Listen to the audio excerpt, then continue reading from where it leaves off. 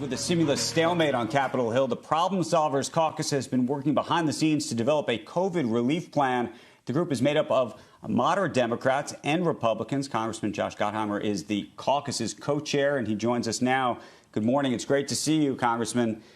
Good morning. Thanks for having me. I think you're all very well-intentioned, and I know everybody's trying to come to some kind of agreement, but it feels like everybody is still so far apart, no?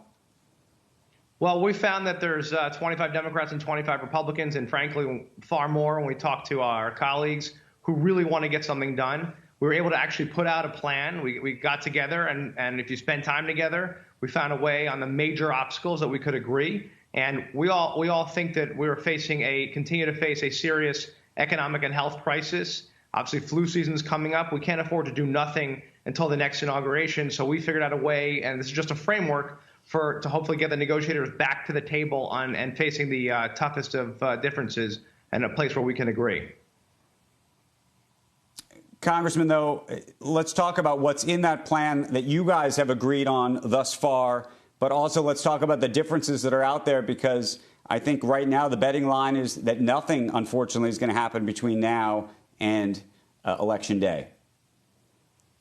Sure. So if you look at the major areas that are stumbling blocks, that had been stumbling blocks and from the negotiators, one, we were able to agree on unemployment insurance up to 100% at up to $600, 100% of wages. That's over 13 weeks, and with a transition period to help states get that set up. We've talked about another stimulus check to families of $1,200 plus $500 per dependent child. A big area that's been tough has been state and local resources for state and local governments, which are critical right now given the revenue holes and the costs they face. So we've talked about an additional $500 billion over the next year. That's in addition to $130 billion that's already in place. So that we really believe would help our state and local governments. We've got child resources for testing, which obviously is critical, for child care, for another round of PPP for small businesses, a second round for small businesses, because so many small businesses continue to hurt. In New Jersey, where I live, 22% of independent restaurants are out of business already. So we need to help our small businesses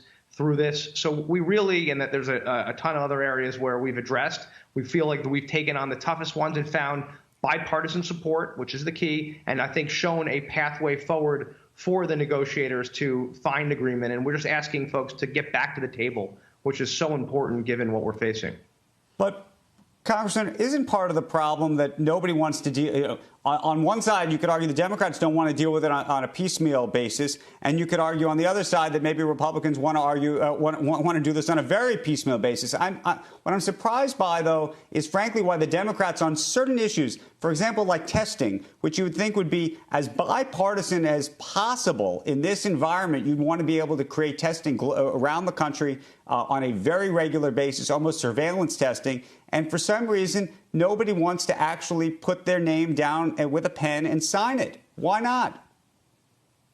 Well, I don't know about that. I mean, all my colleagues, we all want to do aggressive testing. So, I think actually the holdup is less about that. I think the holdup, frankly, is about we get into these fights about the overall price tag that we should begin with, instead of talking about programs one by one and saying, what do we need to take on? What do we need to handle here? And the way we looked at it was a shorter time frame to get us through the inauguration, the next inauguration, whoever is president, and get us through that period of time instead of fighting about 2 years from now. And that's really been the holdup. Everyone keeps fighting over long term. And so, yes, then you get into conversations about piecemeal or not piecemeal, instead of saying, what are the key things we've got to tackle between now and March? What do we got to get done, and just get them done?